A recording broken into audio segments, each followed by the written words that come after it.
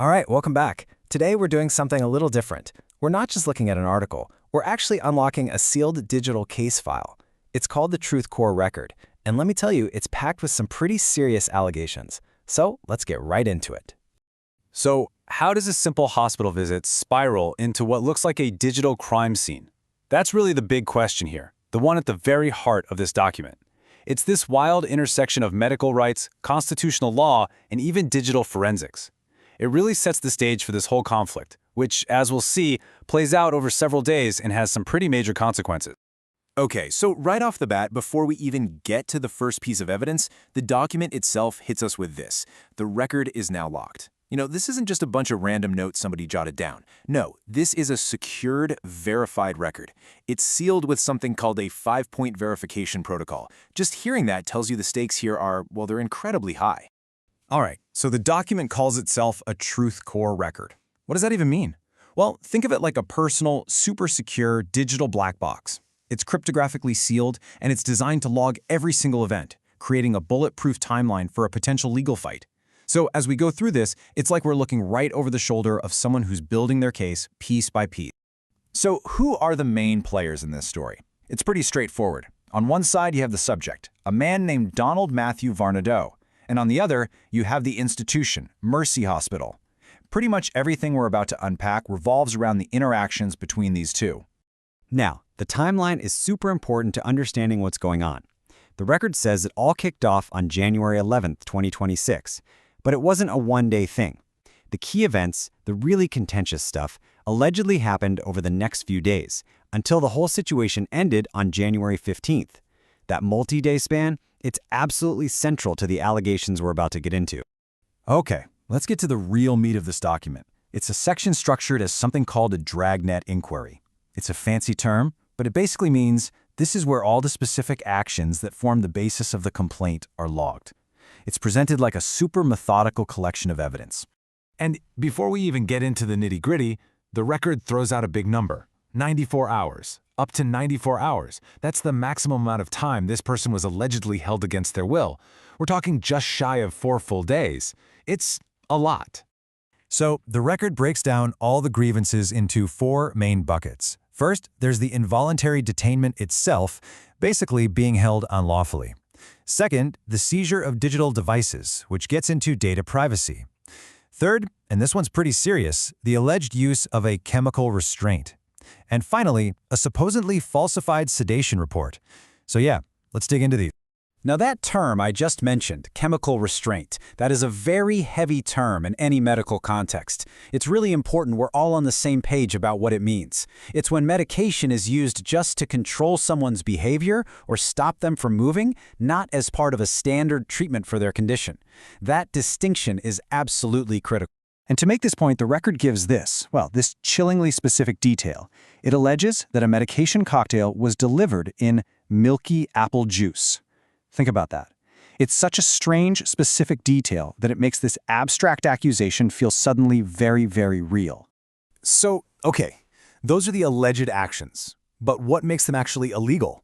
What's the so what? Well, this is where the record gets really interesting. It starts connecting every single one of these actions to specific laws and constitutional rights. Let's take a look at how they build that case. First up, the big one, the 14th Amendment. This is all about due process.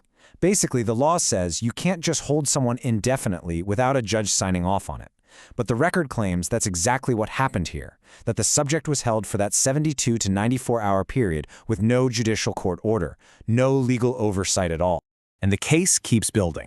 Next, they bring up another fundamental right, informed consent. It's pretty simple, right? A doctor needs your permission to give you treatment. But the record alleges that this was completely ignored. That medication was given without any consent, and there wasn't even a diagnosed medical emergency to justify it. And the list just keeps going. It's pretty extensive.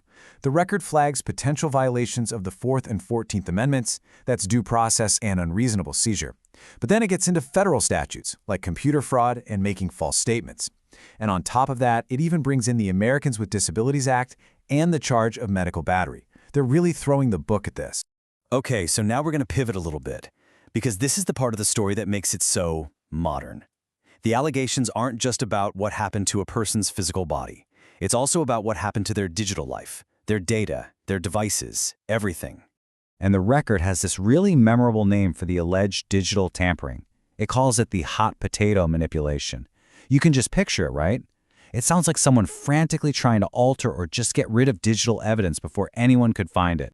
So how would this hot potato thing have worked? Well, the record lays out a pretty clear 4-step process. Step 1, the devices are seized. We're talking about a point-look device and a phone. Step 2, while the owner is detained, someone accesses them without permission. Step 3, this is the sneaky part, the metadata gets altered. Timestamps, file info, all changed to cover their tracks. And the final step, step 4, key videos are just erased, gone.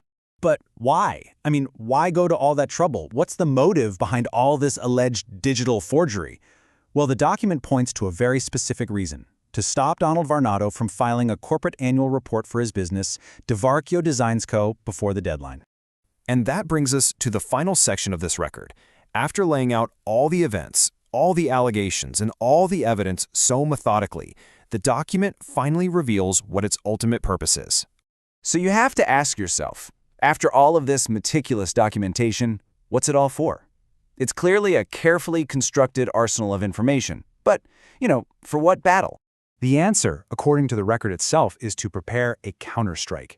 I mean, listen to that language. It's not passive, it's militant, it's strategic. It tells you this isn't just a complaint form, this is the intelligence, the foundational work for some kind of major legal or civil action that's about to be launched. And then, on January 22, 2026, that's just 1 week after the whole detainment thing ended, the job was done. The TruthCore record was officially sealed and verified. All of its contents were locked in with cryptographic hashes, basically turning this version of events into a permanent, unchangeable digital time capsule. And this is where it gets really interesting. The record doesn't end with a big statement. It ends with a question, a prompt posed to its owner, basically asking, okay, so should the next step be to generate a formal ledger of civil infractions under the Americans with Disabilities Act? It's a total cliffhanger. It leaves you wondering what's going to happen next now that all this evidence is, for all intents and purposes, locked and loaded.